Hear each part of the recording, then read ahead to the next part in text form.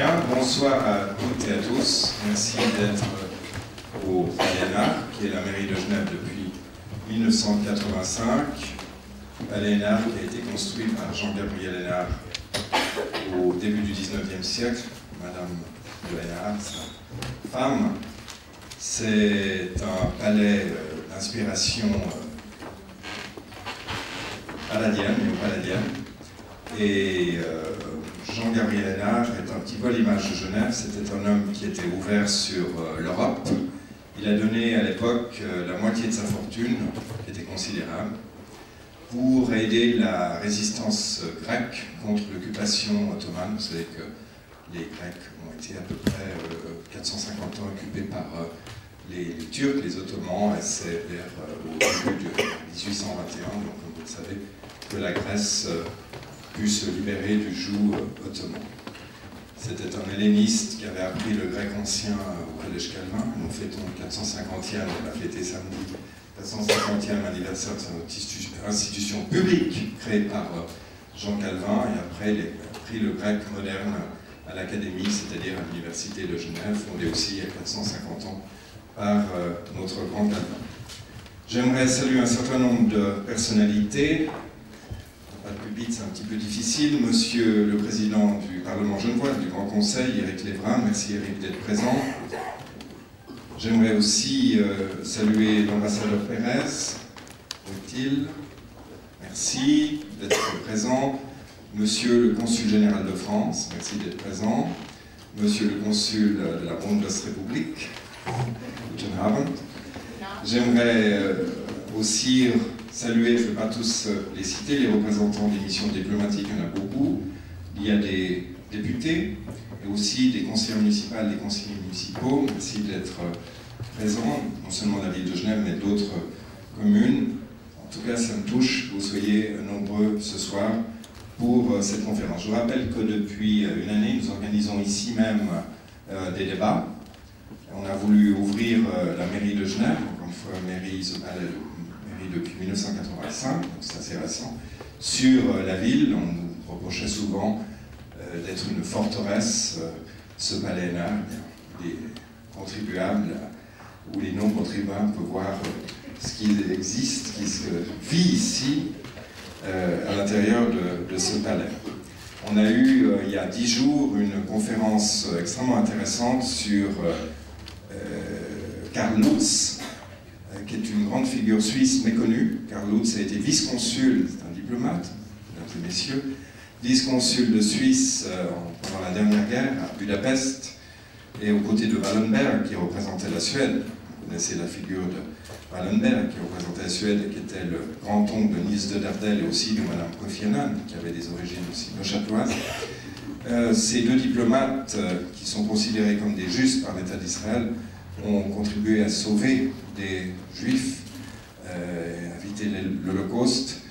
Karl Lutz, sa fille était présente, a sauvé en donnant, sans demander au Conseil fédéral. C'eût été peut-être difficile à l'époque, parce qu'il y avait quand même des conseillers fédéraux, hélas, qu'on veut oublier, qui étaient pro-allemands, pro-nazis. Il a donné le passeport à 62 000 Juifs qui ont, comme ça, échappé au camp de la mort. Et puis nous aurons prochainement, jeudi, un débat sur ville et nature, mariage contre nature, avec de nombreux invités, dont le syndic de Nyon, Daniel Rosselin, qui vient d'être élu, mais aussi des spécialistes de la branche. C'est un autre sujet, bien évidemment. Nous essayons d'avoir des sujets qui intéressent aussi, bien évidemment, de près ou de loin, tous ceux qui réfléchissent à la politique municipale ou cantonale. Voilà, j'aimerais saluer bien évidemment mon ami et camarade Pascal Lamy, directeur général de l'Organisation mondiale du commerce, de l'OMC. Je ne le présente plus. Esther, dans un instant, va rappeler son CV, son brillant CV. Pascal, nous l'avons reçu il y a à peu près un mois et demi ici, pendant 1 heure, avec Bertrand Delanoë, qui est en visite de Paris, en visite officielle à Genève, avec le comité de l'organisation de l'Association internationale des maires francophones. Et ce fut un moment assez important. On a entendu une sorte de conférence de Pascal sur la crise actuelle. J'étais très enrichissant et vraiment brillantissime. Olivier De Schutter, qui est rapporteur spécial des Nations Unies sur le droit de l'alimentation depuis une année à peu près, qui a succédé au Suisse le plus connu à l'étranger à l'heure actuelle, en tout cas le politicien, le seul politicien suisse connu à l'étranger. Jean Ziegler, les grands esprits se rencontrent. Et donc rapporteur spécial des Nations Unies sur le droit à l'alimentation et la libéralisation du commerce et l'OMC, aide ou entrave au droit à l'alimentation, c'est une question que nous nous sommes posées. Et j'aimerais aussi remercier bien évidemment Caroline Domaine, à qui je vais passer la parole, l'ONG 3D. C'est grâce à elle aussi qu'on a pu mettre sur pied, merci Madame, qu'on a pu mettre sur pied ce débat aujourd'hui. Et après, bien évidemment, une des meilleures journalistes de la télévision suisse romande, Esther, qu'on ne présente plus. Il n'y a pas de contradicteur, c'est vrai, tout le monde aime. Il fait l'unanimité. Va diriger donc ce débat. En tout cas, merci à toutes, et je salue aussi l'ambassadeur, j'ai oublié l'ambassadeur de la francophonie auprès des Nations Unies. Merci d'être présent à chaque débat, même les débats les plus municipaux, c'est-à-dire pour certains cloche-merles, il est présent. Merci, monsieur l'ambassadeur. Alors Caroline, je vous passe la parole et merci d'être venus si nombreux ce soir au Palais Hénard et bienvenue.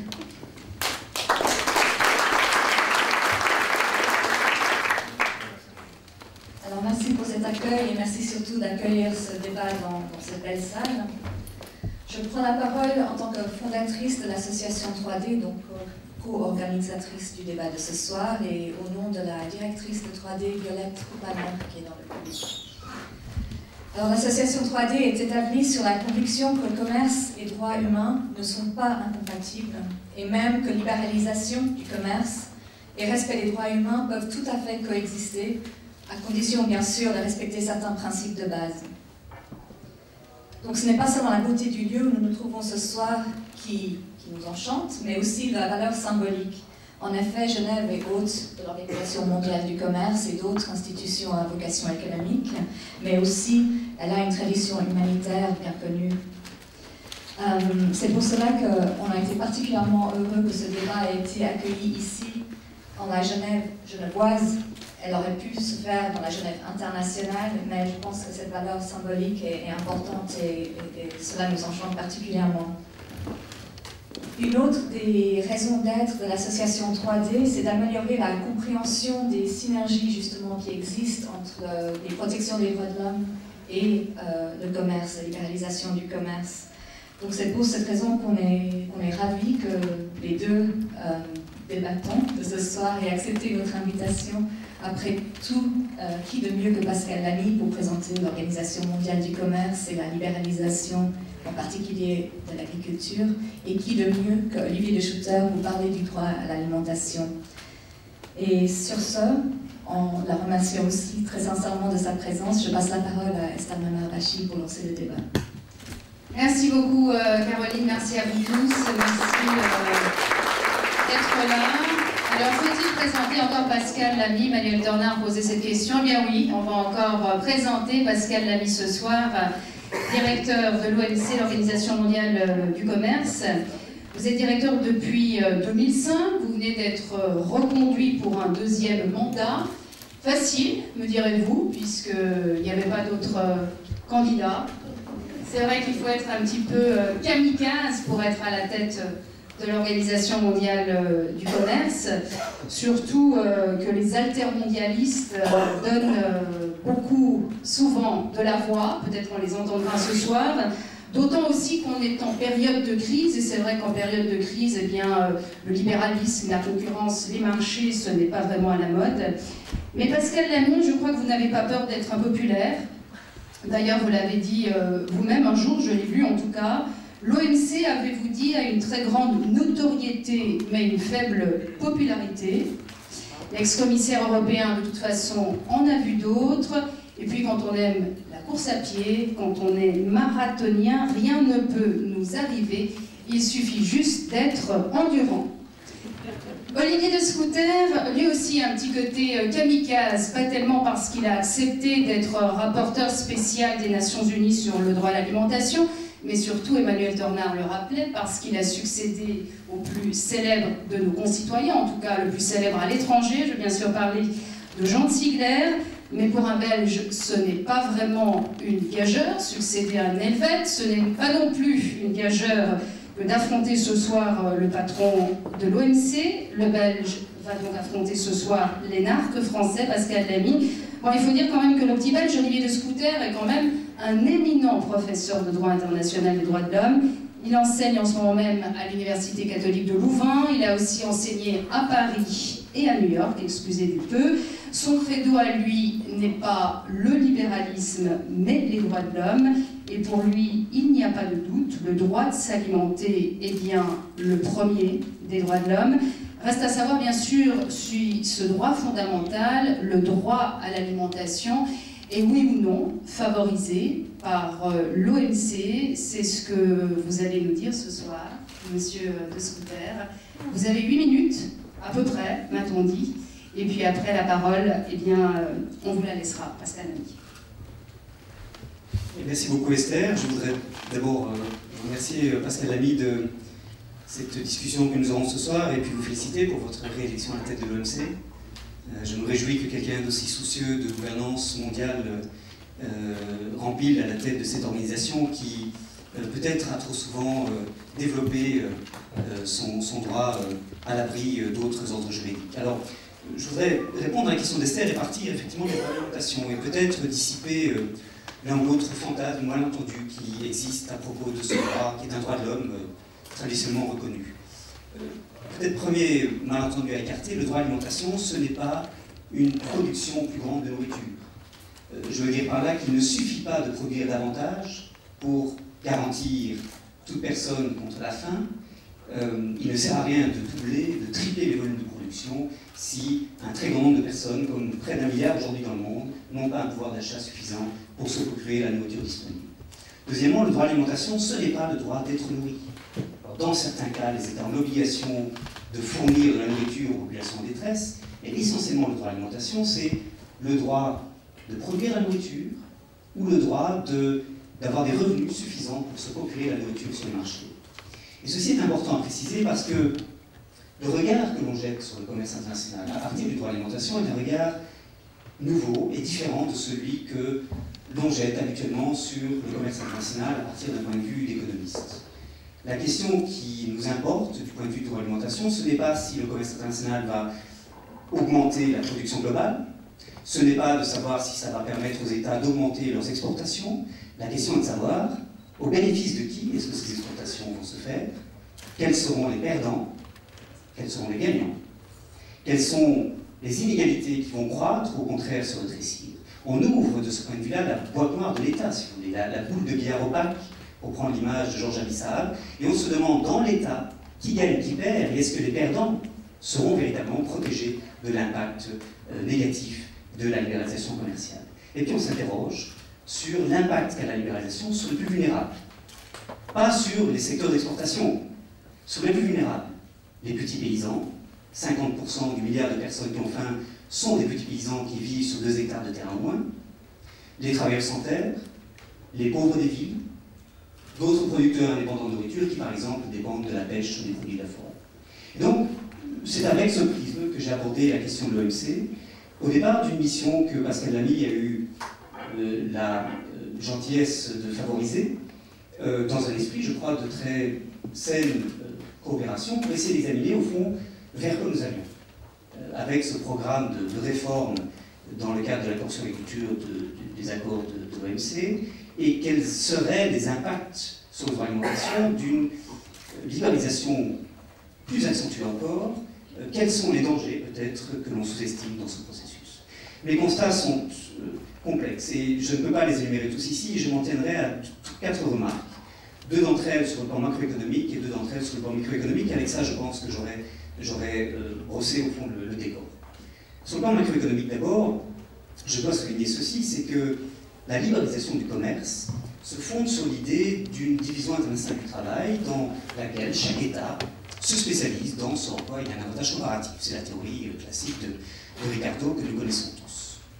Ce que l'on ne pose pas comme question, parce que Ricardo ne la posait pas lui-même, c'est l'évolution dans le temps qui résultera de la spécialisation de chaque pays dans tel ou tel produit, et c'est la dimension qualitative de ce que produit chaque État. Ce n'est pas la même chose que de produire du tissu ou de produire du vin.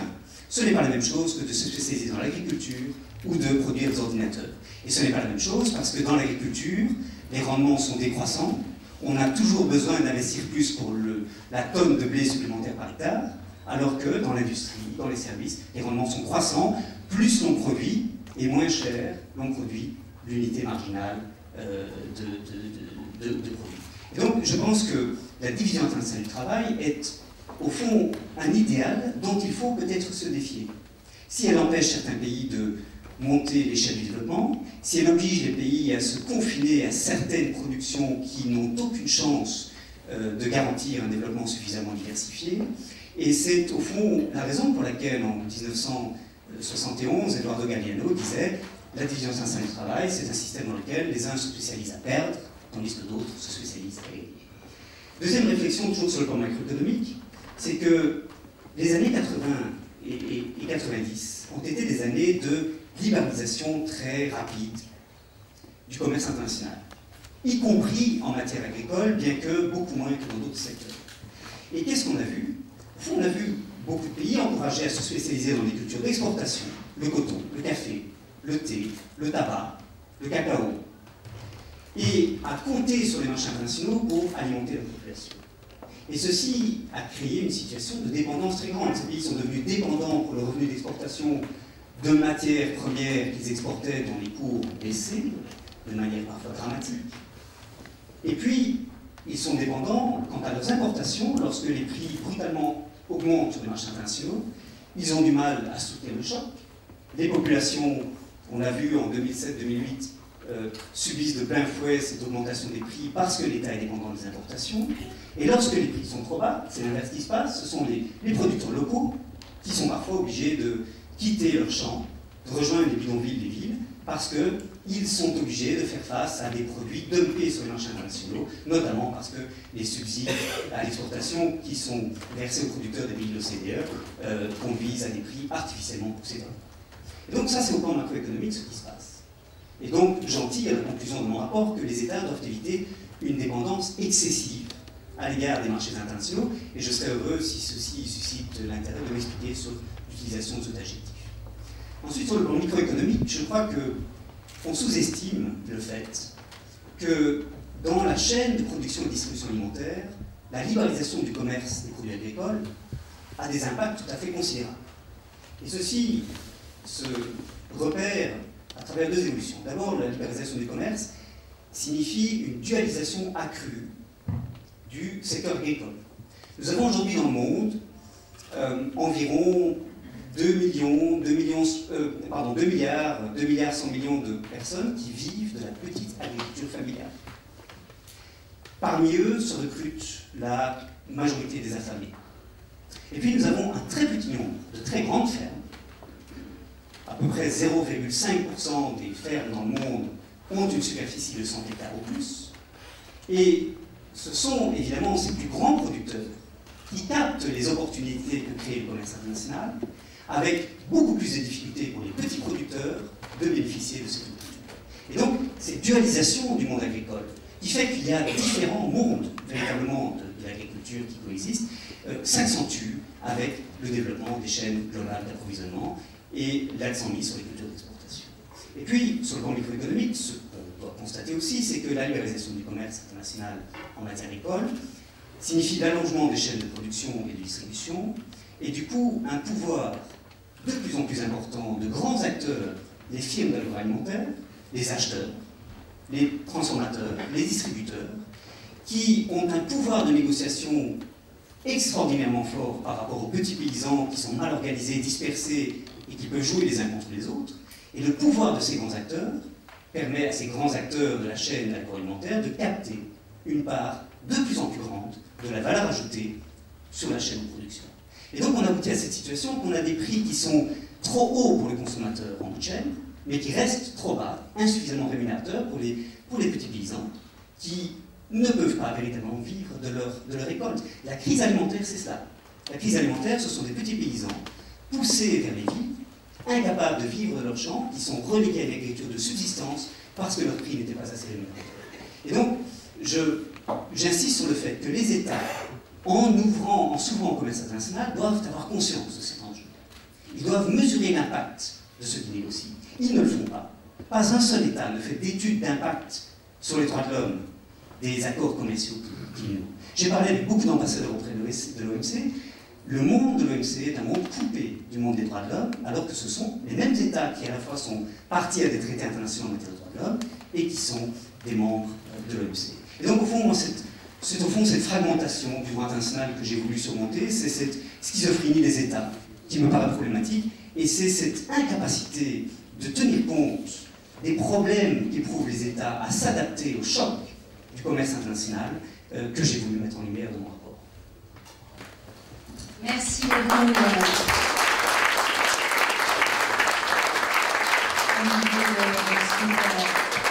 C'est vrai que vous relevez l'incohérence de certaines politiques, de certains États, ce manque d'impact d'études d'impact des effets de la libéralisation sur les droits de l'homme. Peut-être que vous y répondrez, Pascal Lamy, dans vos propos.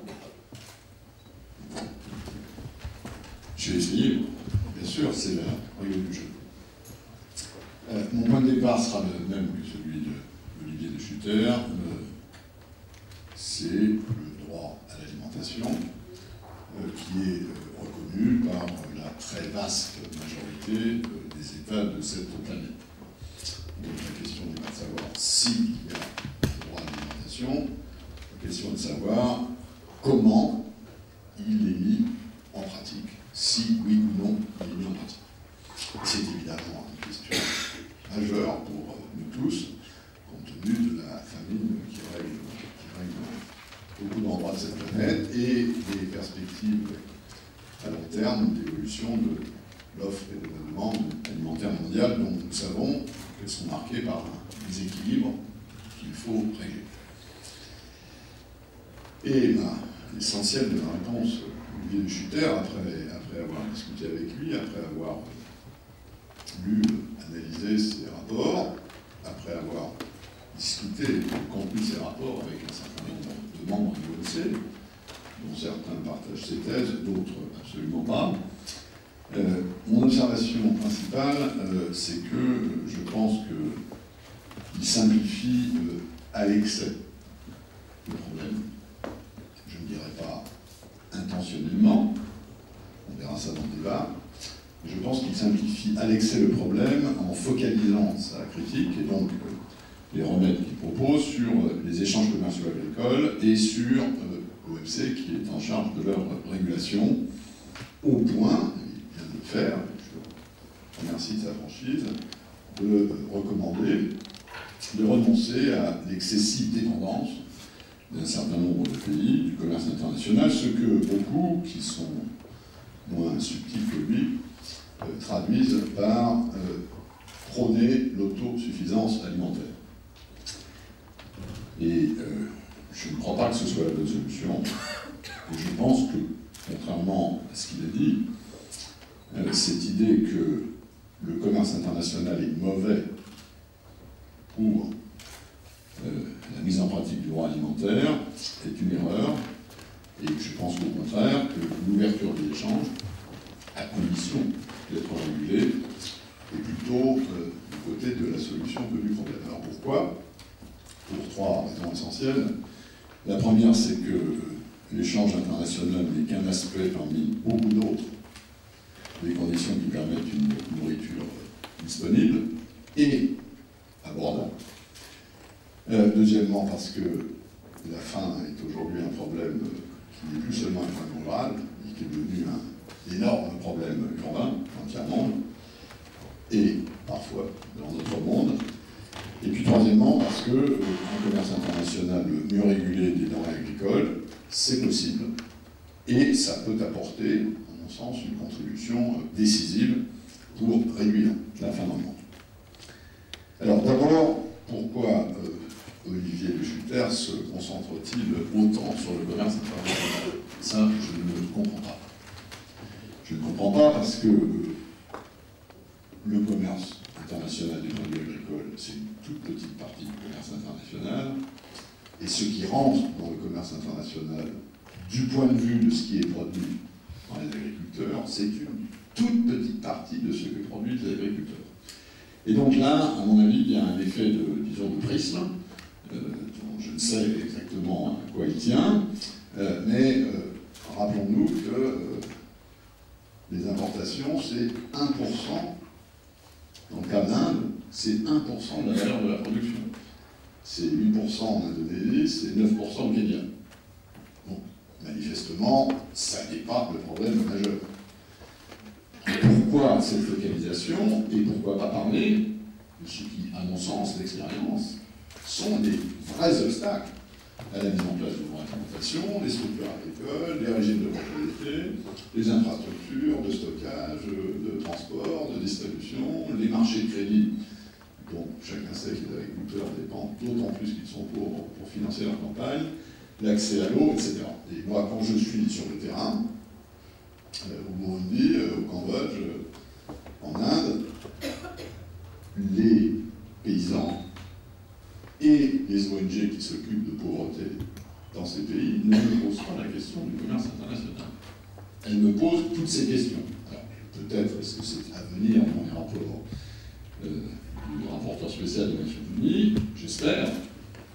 On n'a fait que commencer par un aspect du problème, peut-être celui qui est politiquement, disons, le plus brillant, et j'espère qu'on va à un moment, et peut-être ce faudra, parler aussi des autres. Et donc, en ce sens, je pense que votre prisme, Olivier, est incomplet. Il est trop partiel. La deuxième raison, c'est que la faim, qui demeure une tragédie majeure du monde d'aujourd'hui, n'est plus seulement un problème global. Et quand on lit vos rapports, vous avez d'ailleurs dit des choses un tout petit peu différentes ce soir, et je pense que ça va dans le bon sens. Quand on lit vos rapports, on ne parle que des petits paysans producteurs.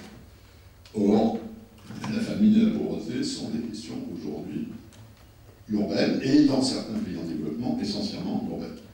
La faim, je crois que Amartya Sen l'a démontré de manière absolument convaincante, la faim, c'est d'abord une question de pauvreté.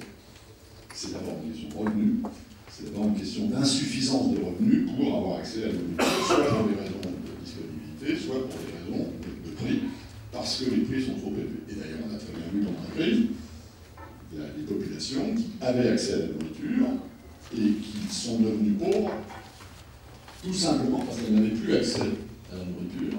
Elles sont tout d'un coup sorties du circuit de fourniture alimentaire. Et donc, je crois que ça c'est très important, et j'espère qu'on va pouvoir le confirmer dans la discussion, c'est plus seulement une affaire de producteurs. C'est aussi beaucoup une affaire de consommateurs, même si la proportion des revenus qui sont consacrés à la nourriture dans les pays en développement a été un signe important du développement des dernières décennies, a beaucoup baissé, c'était disons 60% dans les années 70, maintenant on est dans une fourchette entre 30 et 50%, ce qui, de ce point de vue-là, d'ailleurs, est une bonne évolution. Enfin, troisièmement, je crois, comme 3D, c'est bien compris, que l'ouverture des échanges peut, et donc doit, compte tenu de l'urgence du problème, aider à la mise en œuvre du droit à l'alimentation. D'abord parce que il faut permettre à ceux qui produisent eux ou mal d'avoir accès à ceux qui produisent beaucoup et bien. Et ça, le droit de transmission, ça s'appelle le commerce. Ça s'appelle le commerce local, ça s'appelle le commerce régional, ça s'appelle le commerce continental, et ça s'appelle le commerce mondial. Il n'y a pas 36 manières de mettre en communication les endroits où on n'a pas assez et les endroits où on a trop.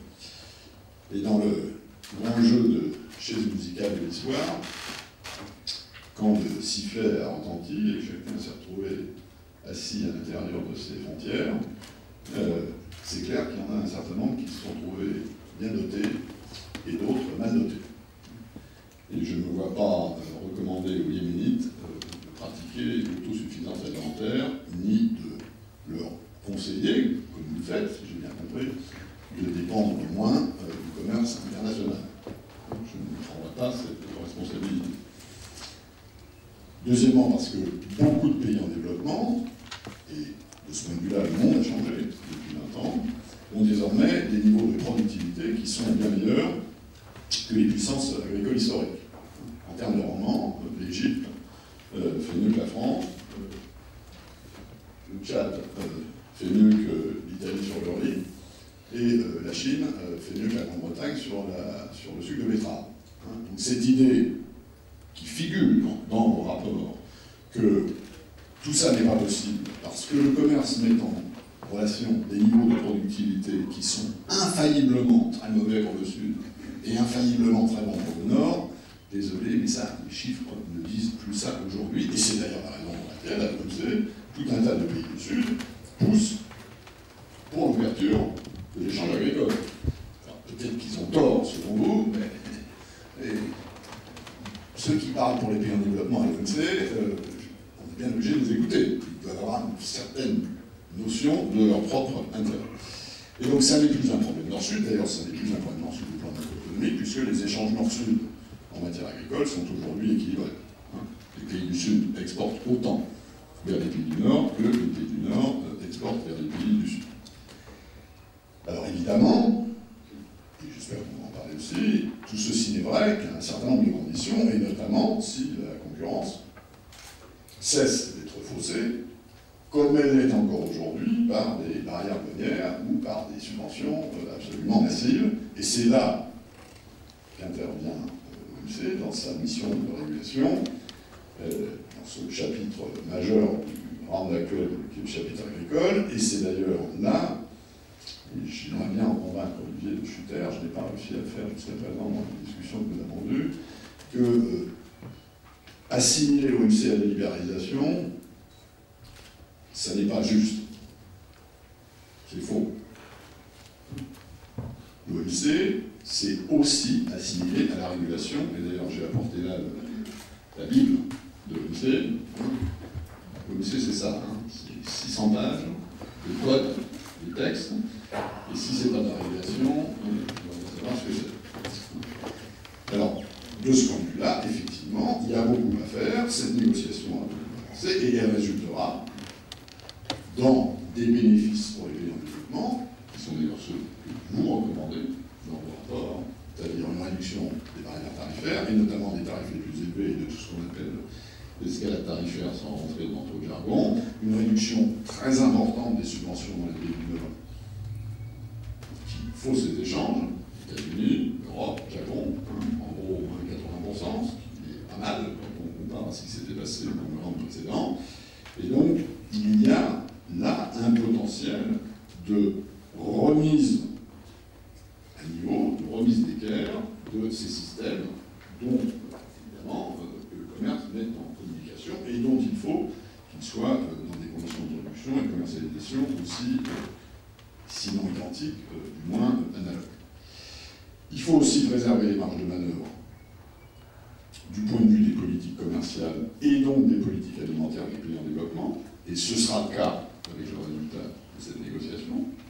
Les PMA garderont, après le round, si se conclut sur la base de ce qu'il y a sur la table, des plafonds tarifaires, c'est-à-dire des autorisations d'augmentation de tarifs de l'ordre de 70%, alors qu'en moyenne, ils appliquent 15%. Donc là, il y a des marges de manœuvre, contrairement à ce que je dis ici ou là dans vos rapports. Ils auront aussi, contrairement à ce que je dis ici ou là dans vos rapports, des marges de manœuvre en matière de subvention. Alors vous me direz, donner des marges de manœuvre en matière de subvention aux pays pauvres, c'est pas donner grand-chose, parce que par définition, ils n'ont pas beaucoup d'argent. Sauf que l'expérience prouve que des pays comme le Brésil, comme l'Inde, comme la Chine, peuvent les utiliser. Et donc, ils auront des marges de manœuvre. Avant le round, les plafonds de subvention, c'était 60% pour les pays du Nord, 40% pour les pays du Sud. Après le round, ce sera 75% pour les pays du Sud, 25% pour les pays du Nord. Là, effectivement, il y a des marges de manœuvre.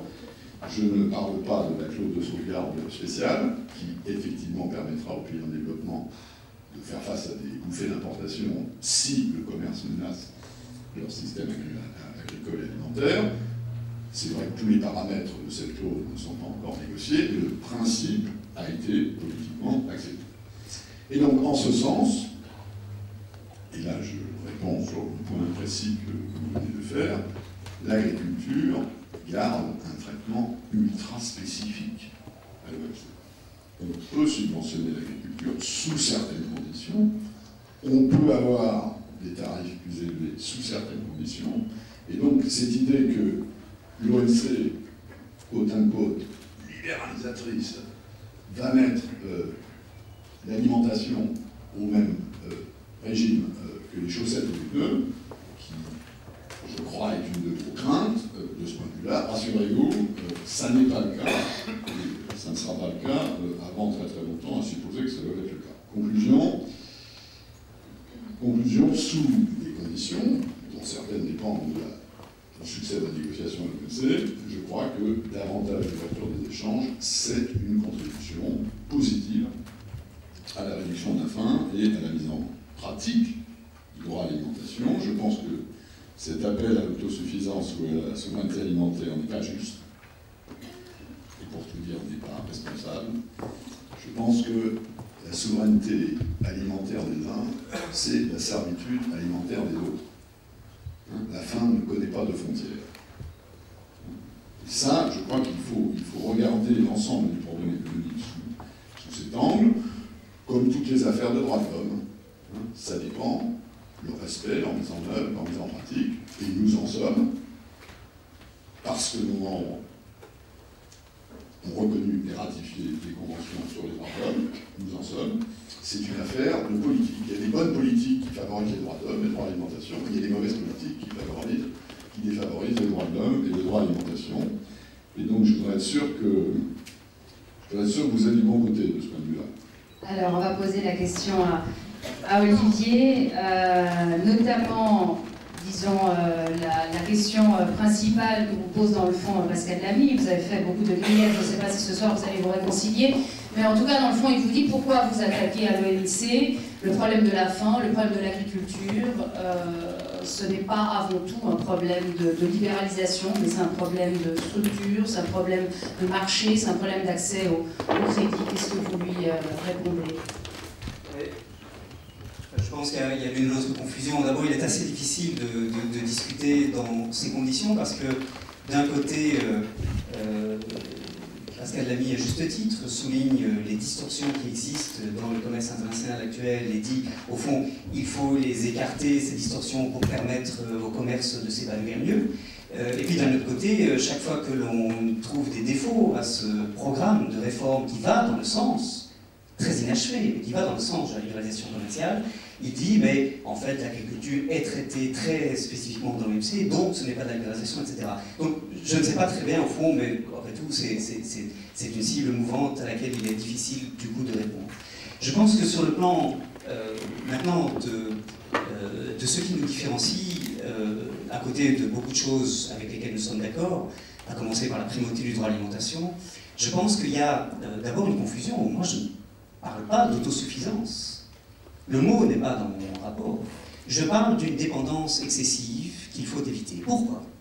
Et la dépendance excessive, c'est un mot qui est délibérément vague, parce que ça veut dire que les États doivent faire des choix selon des procédures démocratiques pour choisir quelle est leur politique agricole, quelle est leur politique alimentaire, sans que ces politiques doivent être déterminées par leur dépendance vis-à-vis du commerce international. Que ce soit parce qu'ils veulent gagner des revenus d'exportation en se spécialisant dans certaines cultures d'exportation, ou que ce soit parce qu'ils sont devenus dépendants des marchés internationaux, victimes d'une sorte d'assuétude à des prix bas pendant des années, en raison des subventions versées aux producteurs du Nord. Donc je ne parle pas d'autosuffisance, et la souveraineté alimentaire, dont je ne suis pas un grand spécialiste, ce n'est pas l'autosuffisance. C'est la possibilité pour chaque pays de faire des choix, sans que ces choix soient dictés par le système du commerce international. Et donc, je pense qu'effectivement, les pays qui sont trop dépendants, c'est-à-dire qui n'ont pas les moyens, au fond, de faire face à la volatilité des prix sur les marchés internationaux, dont on sait qu'elle va continuer, qu'elle va s'aggraver avec le changement climatique, ces pays-là sont dans une situation très vulnérable s'ils misent leur sécurité alimentaire sur un pari. C'est que le commerce international va toujours pouvoir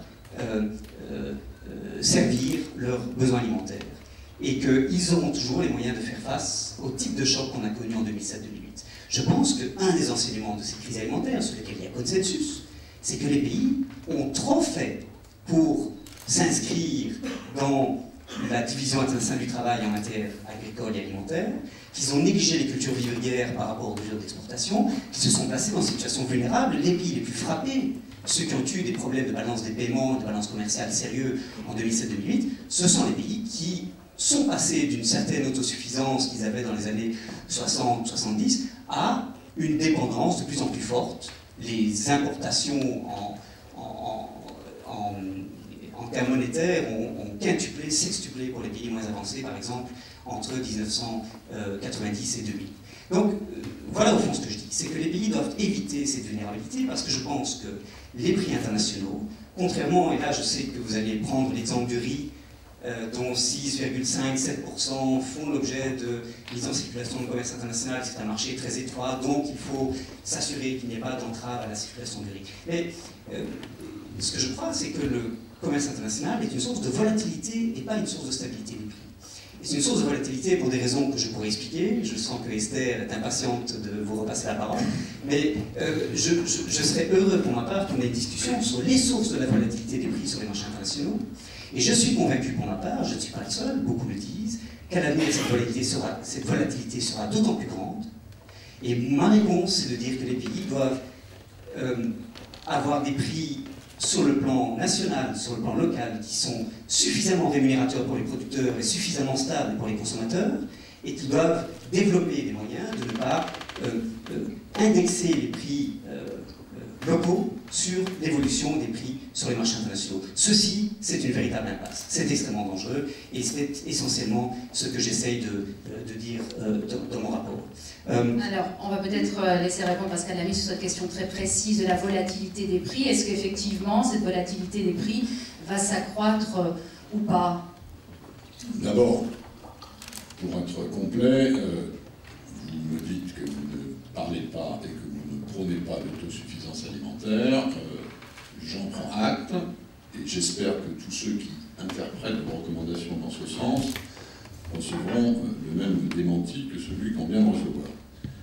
Deuxièmement, sur la volatilité, il y a toujours eu, il y a par construction, dans tout système agricole, une volatilité des prix. Il n'y a pas besoin du commerce international pour rendre les prix volatiles. Le cycle du cochon n'a jamais attendu le commerce international ni son ouverture.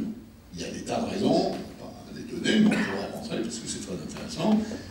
Par définition, la production agricole, parce que c'est un capital fixe qui ne peut pas bouger, parce que quand on a planté sa récolte, on ne peut pas s'arrêter, comme quand on produit des chaussettes, parce que la demande, en général, n'est pas très élastique au prix, ça se traduit par la volatilité des prix. Et la seule question qui vaille, à mon avis, c'est de savoir si le commerce international, l'ouverture des échanges, accentue ou non cette volatilité des prix. Et là-dessus, les économistes ne sont pas d'accord. Il y a d'un côté ceux comme vous qui disent on pense que ça va augmenter la volatilité, et il y en a d'autres qui disent si on veut réduire la volatilité des prix, il faut augmenter la taille des marchés. Ça, c'est votre point de vue. Parce que des marchés plus profonds, et je n'ai pas besoin de prendre l'exemple du riz, que l'idée de Sutter a pris lui-même en répondant lui-même à sa propre objection. Troisièmement, exact, et là-dessus je suis tout à fait d'accord avec lui, il y a insuffisance d'investissement dans beaucoup de pays du tiers-monde en matière agricole. La raison des chiffres que vous avez cités, et qu'il faudrait mettre sur la table, sur la différence entre l'autosuffisance dans les années 60 et l'autosuffisance aujourd'hui, évidemment, c'est la population. C'est la partie de la planète où le nombre de bouches à nourrir a explosé. Forcément, il n'y a aucune raison pour que les systèmes agricoles aient l'élasticité nécessaire pour répondre à l'explosion de cette population. Donc c'est ça la cause de cette augmentation de la dépendance, ça n'est pas le commerce international. Et enfin, si on regarde le choc 2007-2008, précisément, là où il s'est passé, là où il a été le plus dur, c'est quand ce choc a été aggravé par, et je crois que vous serez d'accord avec moi là-dessus, par des obstacles aux échanges. Et notamment par des interdictions d'exportation. parce que sous prétexte de maintenir le prix chez moi, alors que les prix mondiaux augmentent, je mets des restrictions d'importation, à ce moment-là, les prix mondiaux augmentent encore plus, et c'est ceux qui ne produisent pas qui payent l'addition de ce que je fais chez moi. Et disons, s'il y a un secteur qui n'est pas assez régulé, de mon point de vue, l'OMC, et il y a des raisons précises pour lesquelles les membres de l'OMC n'ont pour l'instant pas voulu entrer dans cette négociation, c'est le problème des restrictions commerciales à l'exportation. Alors je crois que Manuel Tornard et Caroline Domaine ont aussi voulu ce débat citoyen. Alors je ne sais pas s'il y a des questions dans la salle. Monsieur, je ne sais pas si vous avez un micro. Normalement il y aura des micro-baladeurs, ça sera plus simple parce que je vois qu'il y a beaucoup de monde jusqu'au fond. Oui, alors Eric Lagrange, je suis ingénieur agronome. J'aimerais que monsieur Lamy m'explique. Il nous dit que l'alimentation, l'ouverture du commerce sera bon. Mais expliquez-moi comment le milliard de paysans qui travaillent à la main, sans machine, sans même un cheval ou sans même un bœuf, arriveront à concurrencer les paysans européens en produisant par tête environ 1000 jusqu'à 2000 fois moins. Je n'arrive pas à comprendre votre position à ce sujet-là. Oui. Bon, si vous voulez, la réponse à ça, elle est dans l'histoire du développement. Ce que vous dites était vrai du Brésil il y a 50 ans. C'est faux maintenant.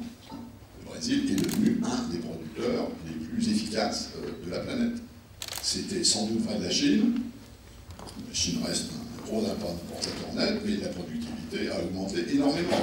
Il y a un potentiel d'augmentation de la productivité énorme dans beaucoup de pays en développement, et encore une fois, ce n'est pas des vues futuristes, ça s'est passé depuis 50 ans de manière constante, et il ne faut pas, effectivement, que les pays du Nord handicapent la traduction en termes de croissance et de bien-être pour ces pays par des subventions.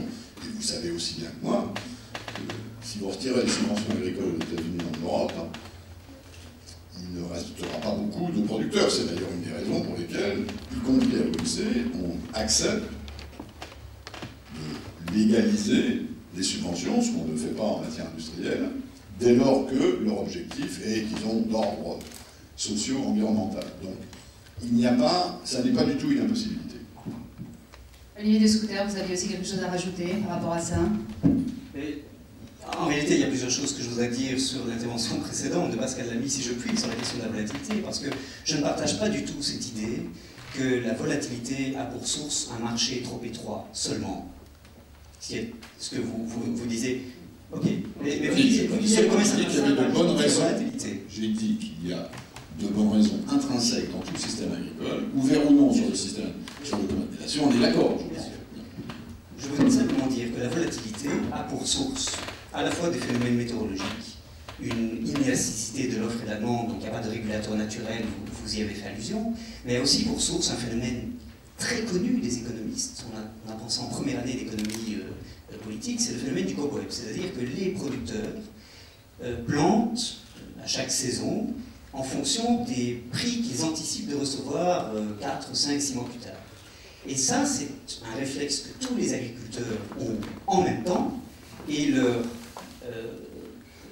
réaction aux signaux du marché est une réaction qui va dans le même sens. Donc, au lieu que la mauvaise récolte des uns soit annulée par les bonnes récoltes des autres, de manière à ce que le marché international va permettre au fond d'atténuer cette volatilité, en fait, les prix fluctuent parce que tous réagissent au même type d'incitant. Et ceci veut dire qu'il faut, au plan national, des politiques qui évitent ces trop grandes volatilités des prix. Et c'est vrai, y compris pour les pays qui sont relativement autosuffisants dans leur production, ils doivent avoir des mécanismes de gestion de l'offre qui permettent de garantir des revenus adéquats aux producteurs, parce que c'est un désincitant très considérable de cette volatilité pour les producteurs, et ils doivent avoir des politiques qui garantissent des prix stables pour les consommateurs. Et je pense qu'il y a des systèmes qui peuvent fonctionner et qui sont une alternative à cette volatilité qui n'est pas une fatalité.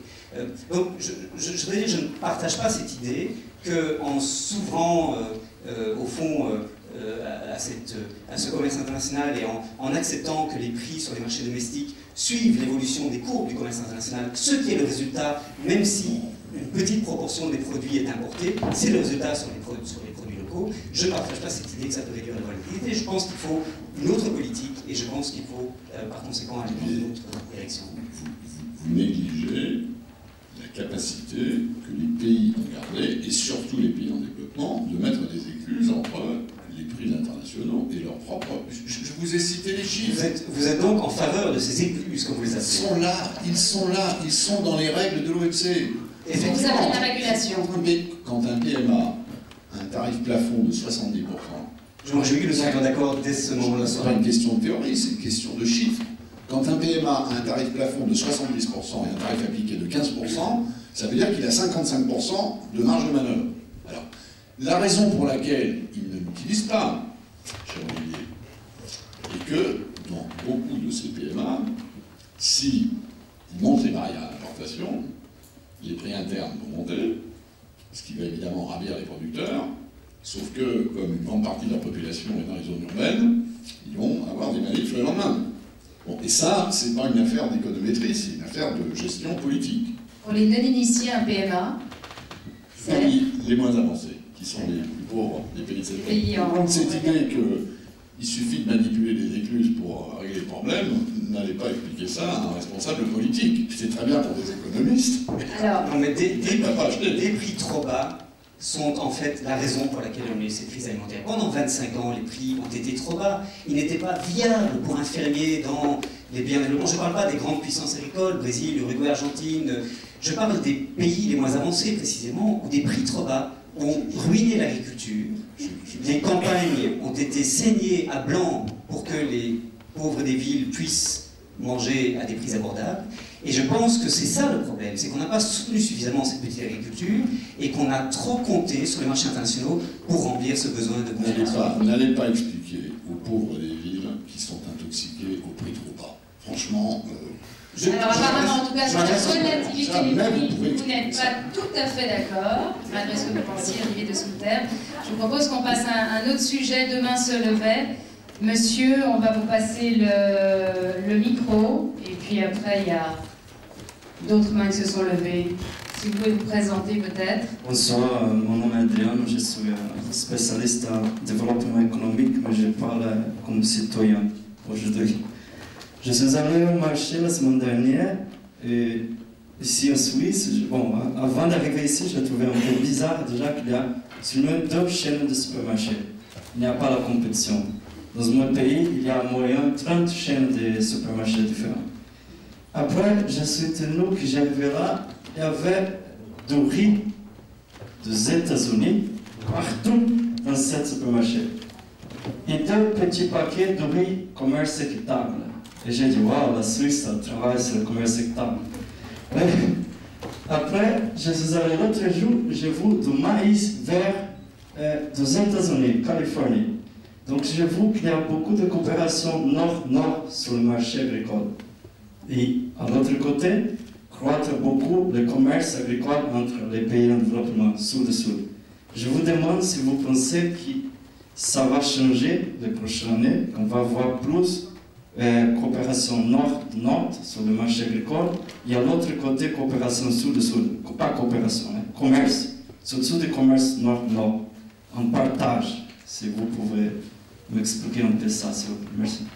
On suppose que vous venez du Brésil, monsieur. Je suis au Brésil, mais petit fermier au Brésil aussi. Alors, monsieur Lamy. Je laisse de côté le problème. La concurrence suisse. Je laisse du côté le problème de la concurrence suisse. Il n'y a pas de règles sur la concurrence à l'OMC, ce qui m'évite d'avoir à en parler en public. C'est un point sur lequel je suis sûr qu'on sera d'accord avec Olivier. Non, il y a, quand vous regardez les échanges agricoles aujourd'hui, hier et demain, ce qui est frappant, c'est effectivement que les zones d'augmentation de la consommation sont au sud et les zones d'augmentation de la production sont au sud. Et donc, la partie sud-sud de l'échange international est en croissance extrêmement rapide par rapport à une partie nord-nord. Étant entendu, quand on regarde de plus près, il faut distinguer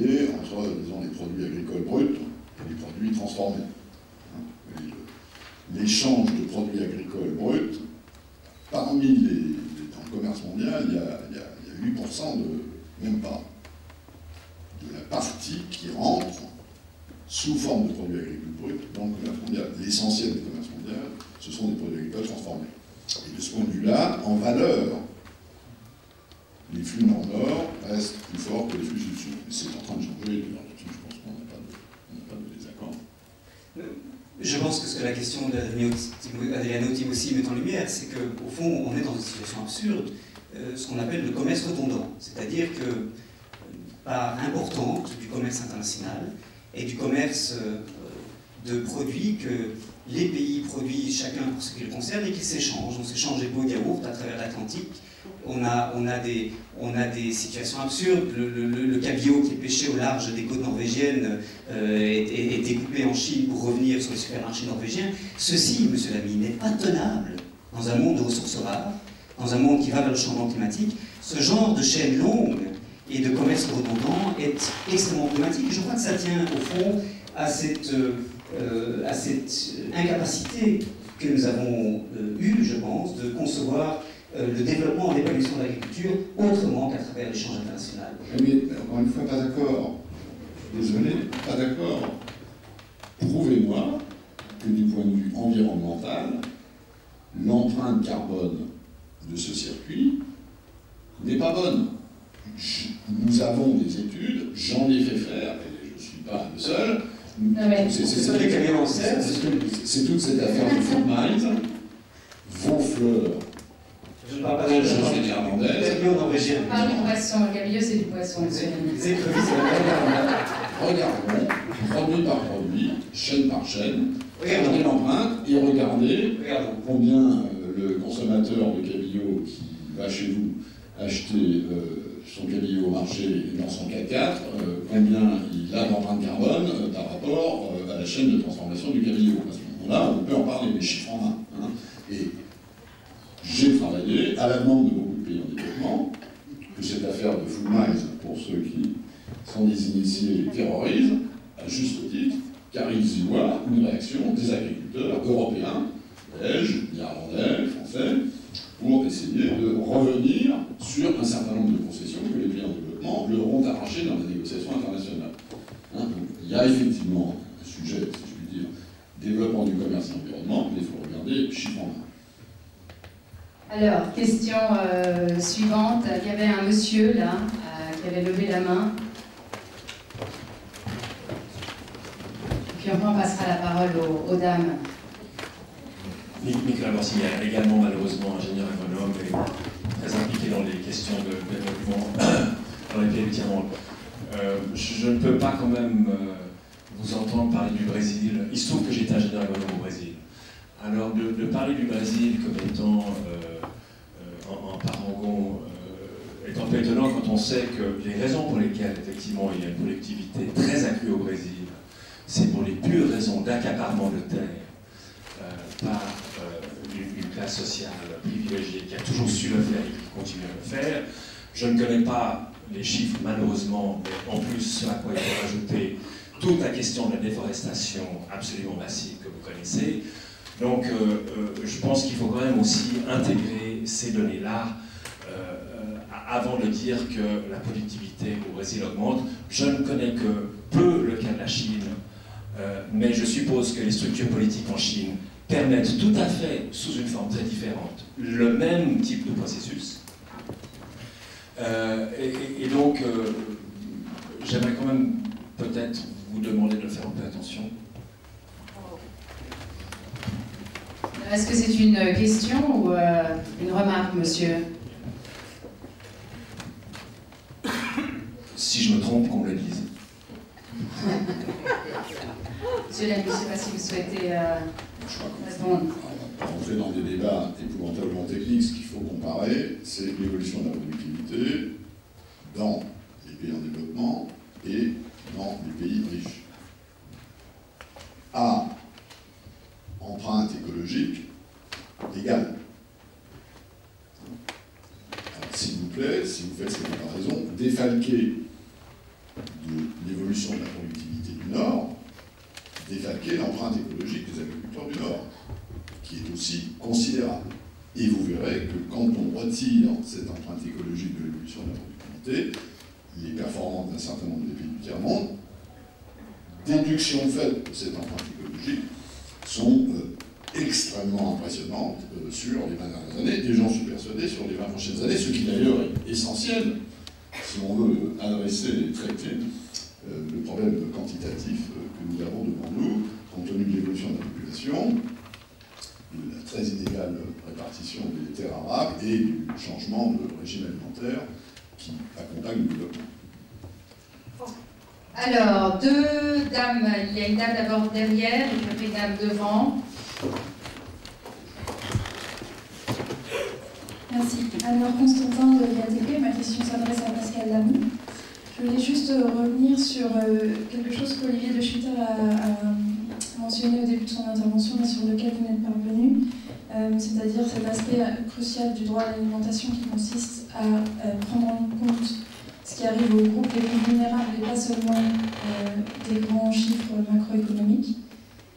Et je pense qu'en particulier, que ces grands chiffres sont souvent, guident souvent mal la décision. Et si on regarde vos derniers discours, celui que vous avez fait à Salzbourg par exemple ce week-end, souvent vous utilisez le mot pays en développement en général, le mot consommateur en général, sans détailler, tandis qu'une grande partie des consommateurs sont aussi paysans, et il y a des grandes différences entre le Brésil et le Sénégal.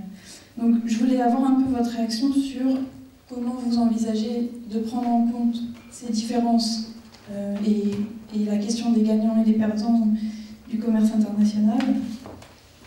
Et en particulier, par exemple, je sais que vous répondez souvent il nous faut des politiques adéquates, c'est pas seulement une question de commerce.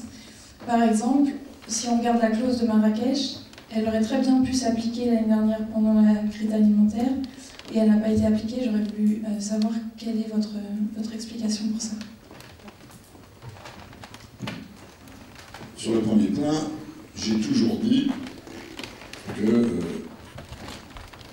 l'augmentation de l'échange international, par les gains d'efficience qu'elle apporte, et je reconnais volontiers, j'ai dit tout à l'heure que l'agriculture de ce point de vue-là ne peut pas être assimilée à la production de pneus,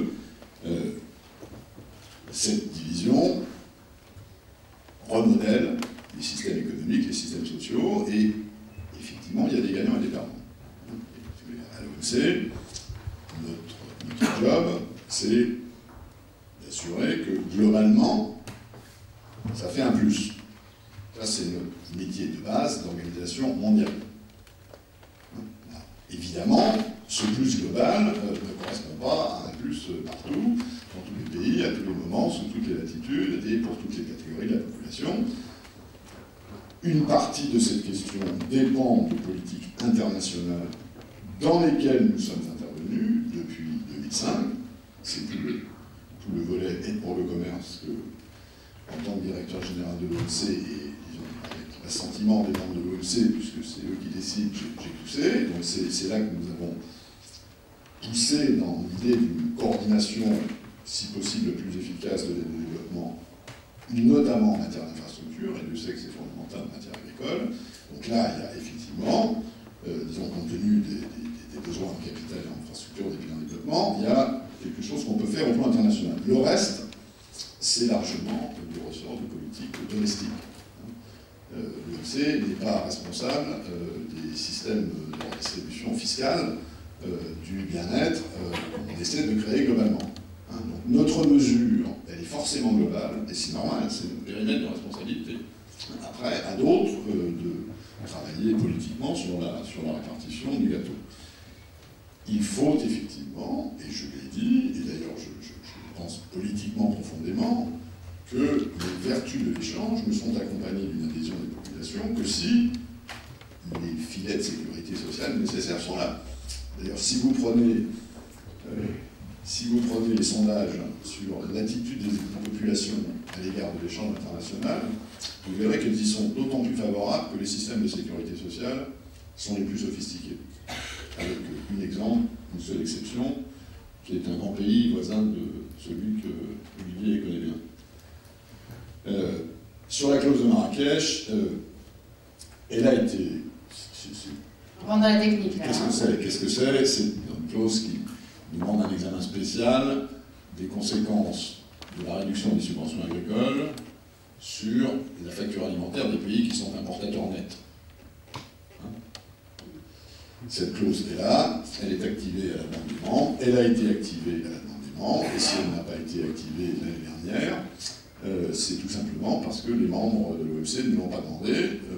En l'occurrence, le problème l'année dernière, c'était pas que les prix baissaient, c'était que les prix montaient. Vous vouliez rajouter quelque chose, M. Scooter? Je crois sur la décision de Marrakech que c'est totalement faux. En fait, excusez-moi. La décision de Marrakech est une décision qui n'a jamais été mise en œuvre dans ces 4 volets par les membres de l'OMC. Elle n'a pas été mise en œuvre de manière adéquate. Et c'est une décision qui visait à éviter ceci. C'est que le programme de réforme en matière d'agriculture dans l'accord de l'agriculture, on anticipait qu'il allait conduire à une augmentation des prix. Et d'ailleurs, la Banque mondiale fait des projections. Si vous progressez dans ce programme de réforme, ça va monter de 15-20% selon les matières. La décision de Marrakech visait à protéger non pas contre des prix bas, mais contre des prix hauts précisément. Et pourquoi est-ce qu'elle n'a pas été mise en œuvre? Parce que jamais l'OMC, les membres de l'OMC, n'ont pris les mesures qui permettraient de la rendre fonctionnelle. Donc, mais c'est un détail, mais je pense que... Non, c'est pas un détail. C'est pas un détail. Je voudrais juste ajouter... C'est un point sur lequel on est d'accord, cette clause, elle est là.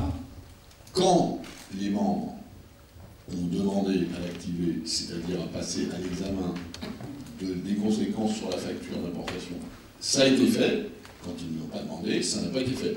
C'est pas le directeur général de l'OMC qui décide, sur ces points. Le problème, c'est que cette décision est inapplicable. Elle suppose qu'on démontre le rapport de causalité entre la libéralisation du commerce et l'augmentation des prix. C'est une décision qui n'est pas fonctionnelle. Moi, je pense que c'est un vrai problème qu'au sein de l'OMC, on n'a jamais mis en œuvre. Vous avez dit là que vous étiez pour l'augmentation des prix. Non, je n'ai pas dit ça. Vous réglé. J'ai rajouté quelque chose. L'augmentation pour les producteurs. Des prix rémunérateurs, mais c'est pas la même chose que pour les consommateurs. C'est juste l'augmentation des prix pour les producteurs, c'est pas l'augmentation des prix pour les consommateurs. Pas nécessairement.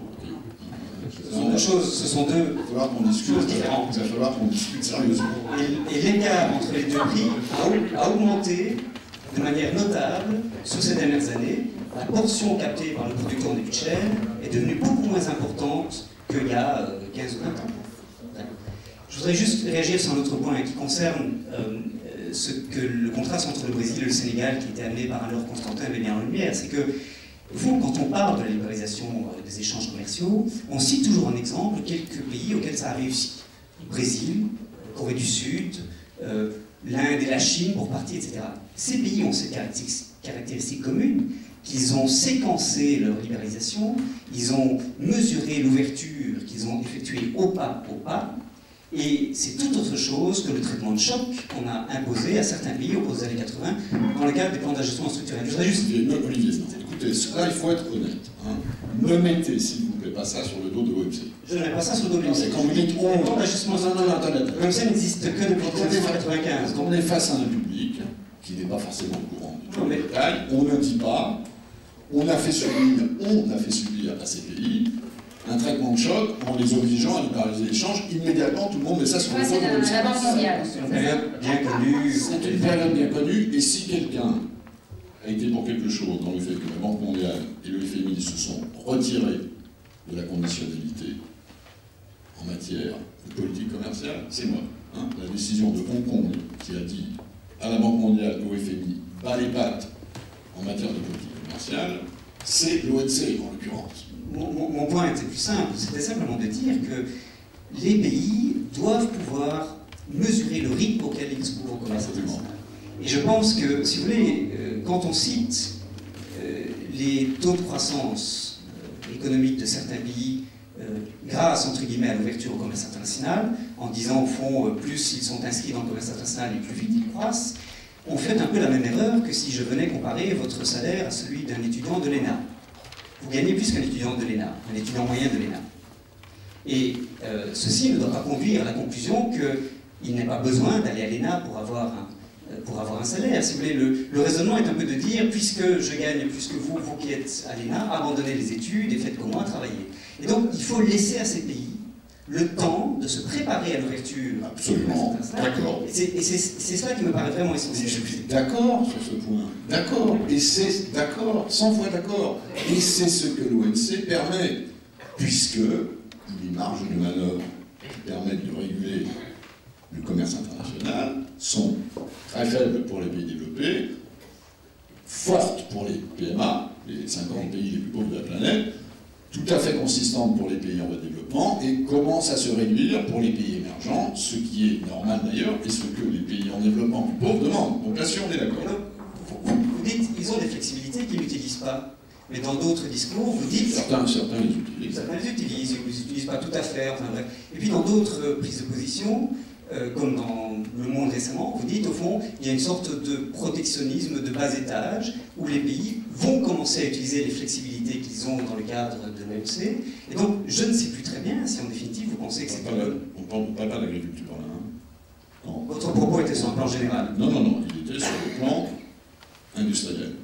Jusqu'à présent, dans cette crise, nous n'avons quasiment pas vu de mesures, y compris conformes à l'OMC, d'obstruction au commerce international. C'est arrivé ici ou là en matière industrielle. Ça n'est pas arrivé en matière agricole, ce qui d'ailleurs est peut-être le signe que de ce point de vue-là, les pays qui ont ces marges de manœuvre ne trouvent pas la situation suffisamment catastrophique pour les utiliser, compte tenu du coût que ceci a sur le consommateur. Madame, vous aviez une question également. Andrienne Souter. Je suis ni spécialiste, ni experte, ni économiste. Je suis militante de base altermondialiste. Et j'ai 3 choses à vous demander. La première, quand le GATT s'est transformé en 1995 en OMC, il avait annoncé que pour l'an 2000, il publierait ou il donnerait au public une évaluation des politiques qu'il avait menées pendant ces 5 ans, pour voir si elles avaient un bon impact. Tout à l'heure, vous avez parlé d'impact. En fait, une analyse, c'est une étude d'impact, résultat des politiques. J'ai jamais su si ce rapport avait été fait. En tout cas, on n'en a pas parlé dans la presse que je lis, et je ne crois pas qu'il a été fait parce qu'on réclame toujours. Deuxième chose, vous êtes un homme de chiffres, un homme de pourcentage. Et c'est normal, vous êtes un technocrate. Je suis pas tout à l'heure, vous avez articulé un chiffre qui m'est resté. C'est une vieille histoire, l'histoire du Kenya. Je crois que vous avez parlé d'une question de 6% d'exportation du Kenya comme une réussite.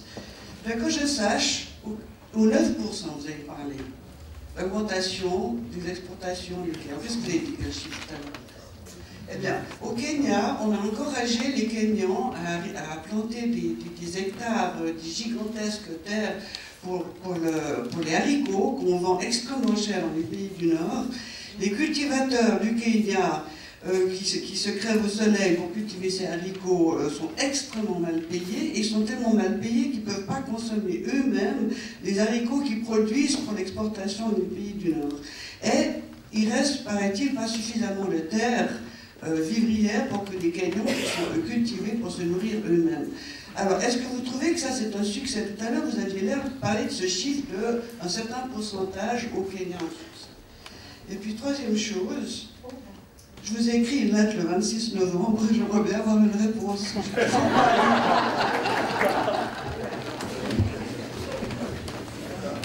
Sur le dernier point, vous aurez sûrement une réponse. Ça m'étonne un peu que depuis le 26 novembre, on ne vous ait pas répondu. C'était sur quoi la lettre?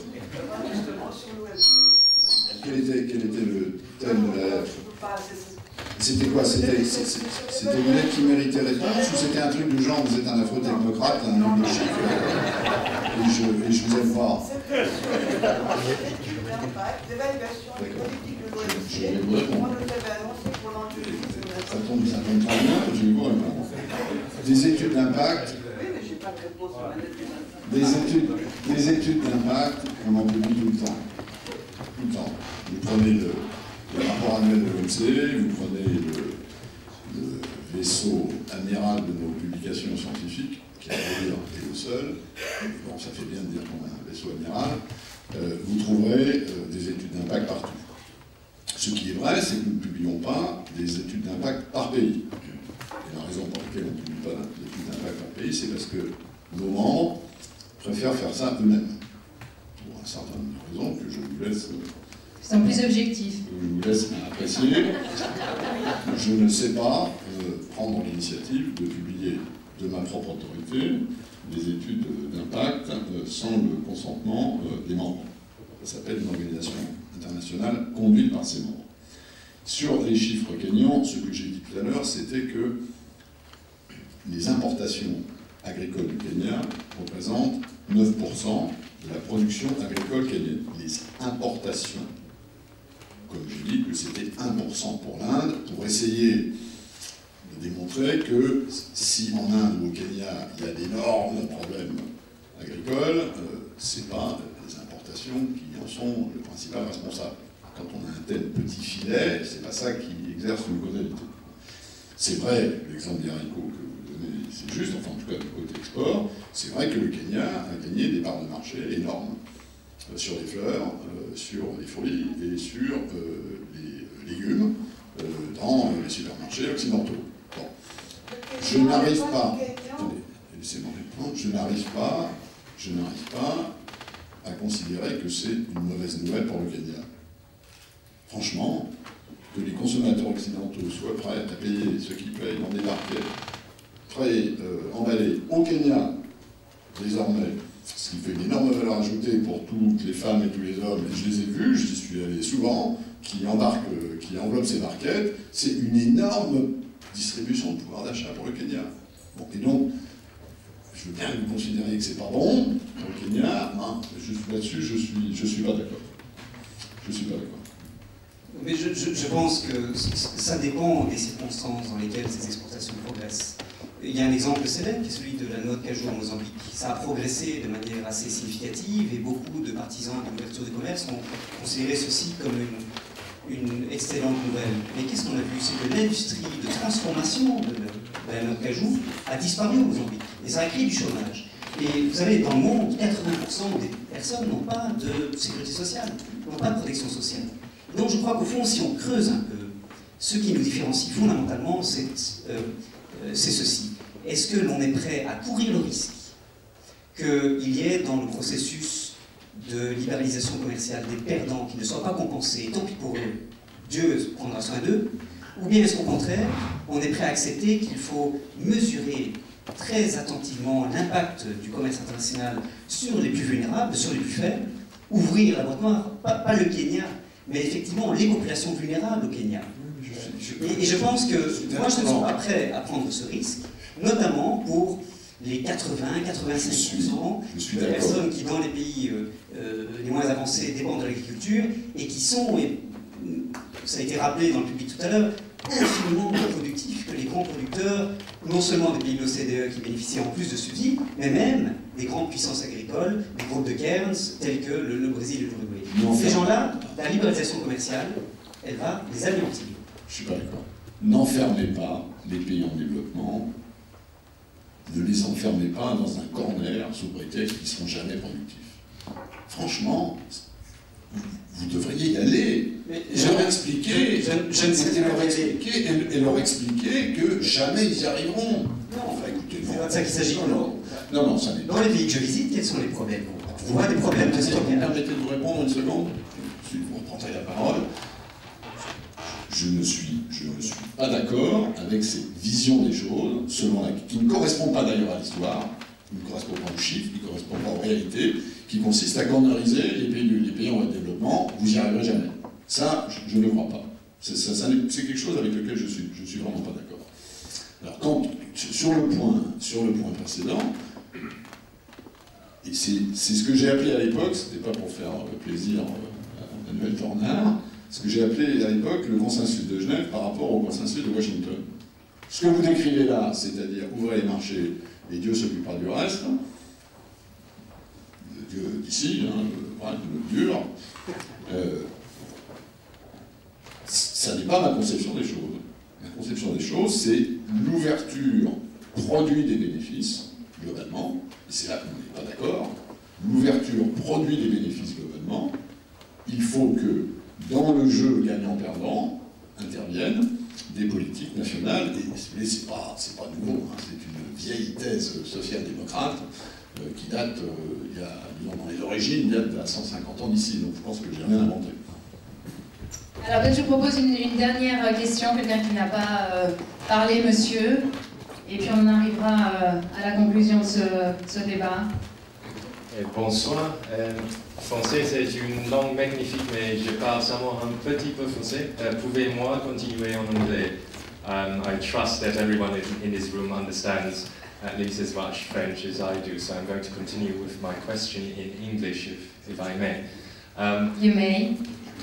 Merci beaucoup, très gentil. Now, there are two very, very striking things about the discussion this evening, and I'd like to start with these two observations. One, in spite of my feeble French, I've noticed that the discussion has been a very, I'd say, almost antagonistic debate, a very ferocious debate, let's put it that way. And the second observation is that it's a round table, that everyone's sitting around. And what's interesting about a round table is that it has no sides. Now this is where the punchline is. Everyone here is on the same side, human rights or World Trade Organization law. And I find it striking that there's been an antagonistic approach instead of what ought to be a complementary approach. And here's where I find the observation can go deeper. Now in human rights, you find human rights enjoys a great deal of legitimacy and credibility, right? It's the law of the law. You could almost say that human rights is meta law. It's the law behind the law. Whereas the World Trade Organization is recently in a little bit of a public relations difficulty or challenge, as I'm sure Mr. Lamy would agree. Now, but what the WTO has and that human rights doesn't quite have is a concrete enforcement mechanism. Now, the WTO is fantastic for its DSU. And what I'd like to pose as a question to both Mr. De Schutter and Mr. Lamy is, we've had the WTO fundamentally extending its scope through the very, very well-known shrimp turtle case, where the WTO went into environmentally related matters when, very strictly speaking, no one really saw that coming. Now the question then is, to what extent is there scope, the concrete possibility for human rights language to enter into the WTO dialogue, and the strength and efficacy of the WTO enforcement mechanism to transfer some of its ability and its reach over to human rights law? Now what possibility is there, seeing as how we're all really on the same side of the table and mistakenly thinking we're on different sides? What scope is there for a sort of a constitutionalization, so to speak, of WTO law, so that you have a complementary approach instead of an antagonistic approach between human rights and WTO law? How do we move towards a synergy? And to what extent do the two distinguished gentlemen sitting around the same side of the round table see the possibility for such a synergy to materialize? Thank you. C'est parfait, votre intervention est parfaite, monsieur, ce qui va nous amener à la phase conclusive de ce débat, puisque votre question nous permet vraiment de conclure le débat de ce soir. Et pour le débat antagoniste que vous regrettiez, ça c'est just my fault.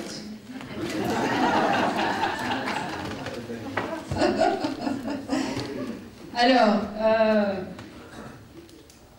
une réponse, D'abord, merci pour cette question, qui est effectivement une excellente manière de conclure sur une note du reste que j'espère positive.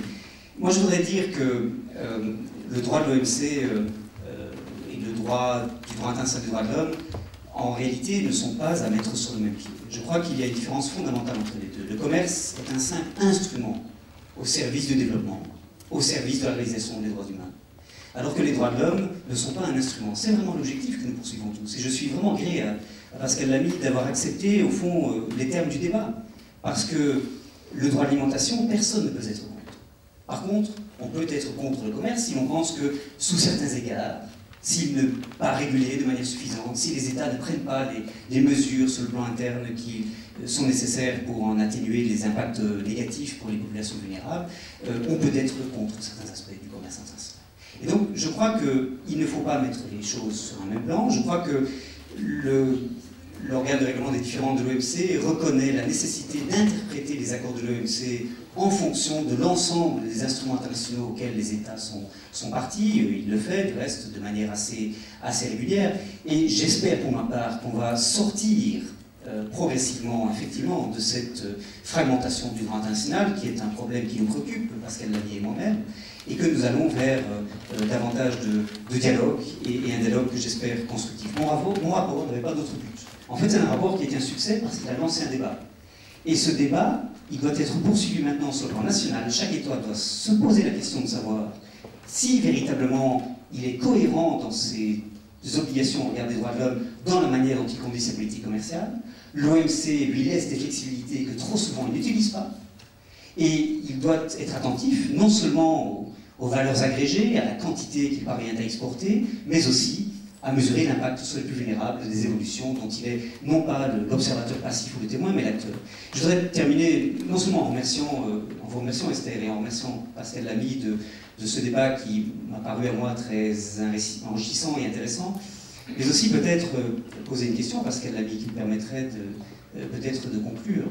Le Conseil des droits de l'homme a adopté une résolution sur base de mon rapport. Et dans cette résolution, il est question de me demander de porter mon message à l'OMC, poursuivre mon travail sur cette question et porter mon message auprès de l'OMC. Ma question est très simple. Est-ce que vous seriez prêt, Pascal Lamy, est-ce que je discute les conclusions de mon rapport devant le comité de l'agriculture, devant le Conseil général? Je sais que ce n'est pas vous qui décidez, ce sont les membres. Mais vous avez une influence que vous ne devez pas minimiser tout de même, et je voulais simplement vous demander de soutenir cette démarche.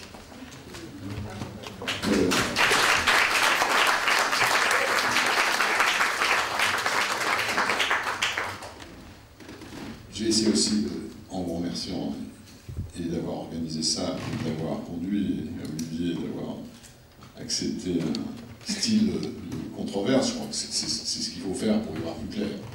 Hein, c'est quelque chose qui permet, et j'ai appris quelques petites choses en vous écoutant, résumer ce qui nous sépare et ce qui nous réunit. Ce qui nous sépare, et je crois qu'il faut le dire, c'est que vous vous dites ne prenez pas le risque de l'ouverture, c'est trop dangereux. Ce que moi je dis, c'est prenez le risque de l'ouverture, ça marche, y compris pour les plus défavorisés, en général. Et bien entendu, modulo la qualité de politiques domestiques qui sont sous la surveillance des citoyens et des citoyennes, des membres de l'OMC, parce que c'est là que s'exerce le lien démocratique. Et ça, là-dessus, on a clairement une différence. Ce qui nous réunit, c'est le fait qu'on est tous dans le bain d'essayer de faire respecter les droits de l'homme en général, y compris le droit à l'alimentation. Et là-dessus, comment pourrait-il en être autrement dès lors que nos membres, mes membres, entre guillemets, reconnaissent ces droits? Alors, la vraie question, c'est de savoir où est le lieu de l'appréciation, de la cohérence de ce que font mes membres. Les membres qui rapportent au Conseil de la Commission et au Conseil des droits de l'homme, c'est les mêmes que ceux qui sont chez moi, à quelques minutes. Donc la vraie question, c'est quel est le bon lieu de cohérence? Moi, je pense que les organisations internationales ont un certain rôle à jouer là-dedans. C'est d'ailleurs la raison pour laquelle j'ai accueilli vos travaux, je les ai aidés, et on s'en est parlé à plusieurs reprises. Savoir si les membres de l'OMC sont d'accord pour que vous veniez parler de ça au comité de l'agriculture, on leur posera la question. S'ils veulent juger de la réponse de la part comme on dit dans la langue de Molière, du body language du directeur général, je pense que ça ira plutôt dans cette direction, mais c'est vraiment à eux de décider. Et vous engagez à appuyer la demande de ce soir de Je ne m'engage à rien du tout. L'OMC est une organisation conduite par ses membres. Il y a un patron à sa tête. Ce que je fais, et vous regarderez, y compris le discours public que j'ai fait la semaine dernière à l'occasion de ma réélection, ce que vous y verrez, c'est qu'il y a un chapitre cohérence. Ce que veut dire ce chapitre cohérence, c'est que je pense que les organisations internationales ont un rôle à jouer dans la cohérence. Mais c'est un petit rôle. C'est un tout petit rôle. Le vrai lieu de la cohérence, c'est ici. C'est à l'intérieur des pays. C'est là qu'il faut que la société civile, les partis politiques, qui en général se foutent complètement des questions de politique internationale, parce que c'est pas ça qui compte pour les élections. C'est là qu'il faut mettre la pression sur les États-nations souverains et leur expliquer que trop souvent, dans le monde aujourd'hui, la souveraineté nationale, c'est le monopole de l'incohérence. Et ça reste le monopole de l'incohérence parce qu'il n'y a pas de lieu dans lequel on peut effectivement juger, que les citoyens et les citoyennes jugent si le fait de savoir ce que dit tel État à l'OMC ou ce que dit tel État à la Commission des droits de l'homme est la même chose. Nous pouvons, il y a un petit interstice dans lequel, dans l'autorité limitée qui est la nôtre, on peut agir, mais le vrai problème, il est dans les lieux qui sont, et qui demeurent les vrais lieux de la démocratie, et qui sont des démocraties locales, et je crois que là-dessus, on est totalement d'accord, et si ce que fait Olivier de Schutter conduit les citoyens et les citoyennes qui exercent leurs droits démocratiques dans les États à demander des comptes à leur gouvernement, et pas seulement à l'OMC, franchement, ce qui est un peu facile, parce que c'est vrai que les amis de certains publics, une image un petit peu raide, je reconnais tout à fait ça, et bien tant mieux, ça m'aidera chez moi. Alors, un appel aux politiciens nationaux, à vous peut-être, Manuel Dornard, en tout cas, je vous laisse le mot de la fin. En tout cas, je vous remercie encore une fois d'être venus si nombreux. Je me réjouis aussi en tant que maire de Genève que Genève, on l'a lu aussi ce matin dans plusieurs journaux ici, que ce soit le Temps, la Tribune de Genève, que Genève redevienne ce lieu d'échange, de débat, aussi grâce aux nouveaux locataires de la Maison Blanche. Ça tranche un petit peu avec le précédent, heureusement. Un phare rouge pourrait être aussi organisé ici, au Palais Nord, n'est-ce pas, Estelle? Excellente proposition, je vais l'écrire. Et Pascal, merci de dire que le consensus de Genève, c'est-à-dire l'esprit de Genève, habite de plus en plus l'OMC, j'ai retenu, et nous enregistrons, c'est très bien. Olivier, le digne successeur, vous l'avez compris, de Jean Tigler, je crois que c'est vrai. Et puis, Adrien Souter, conseiller municipal socialiste de Ville de Genève, aura enfin sa réponse. Merci Pascal. Et je vous invite toutes et tous à manger des cacahuètes et des noix de cajou dans la salle d'à côté. Merci en tout cas d'être venus si nombreux.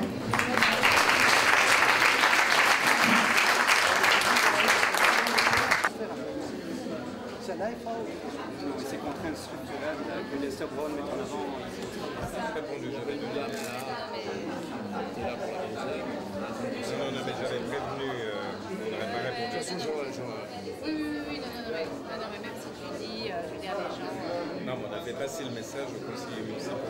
Ah, on n'accepterait pas. Et à l'Alliance de gauche. Justement, je vous filme tous les deux en train de discuter en français. Voilà, on se sent un peu coincé quand on est face à une caméra qui espionne. Non, moi on m'a posé la question, quelqu'un me demandait si j'avais apprécié le débat, j'ai dit que oui. Je pense que parce que la première qualité du débat réside dans la contradiction et ça a été. Je pense qu'on a été...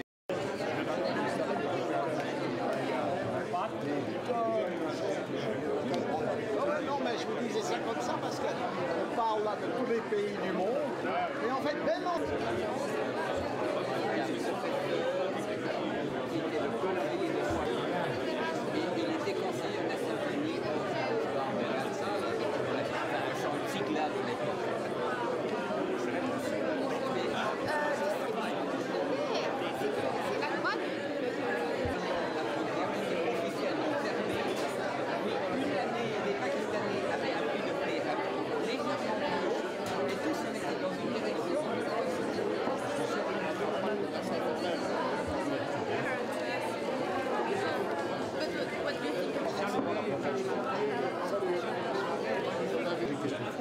La situation ne va pas être réglée par le commerce.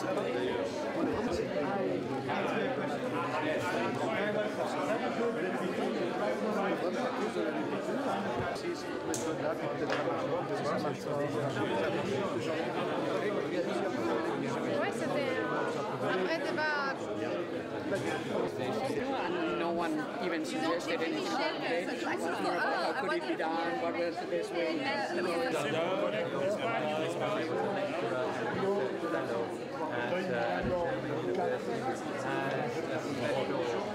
Sont localisés, qui sont très majoritairement dans les campagnes, qui sont répartis sur des grands territoires, donc ils ne sont pas en mesure de manifester, etc. Ils sont sous-représentés dans le système de décision politique. Donc c'est des gens qui n'ont pas de poids politique. Alors que les banques, le secteur financier ont un poids politique considérable. Donc c'est aussi bête pour ça. Just to ask that question. But that's the fairly typical. On n'est pas déçus. Exactly. I find it amazing how they just so little collaboration.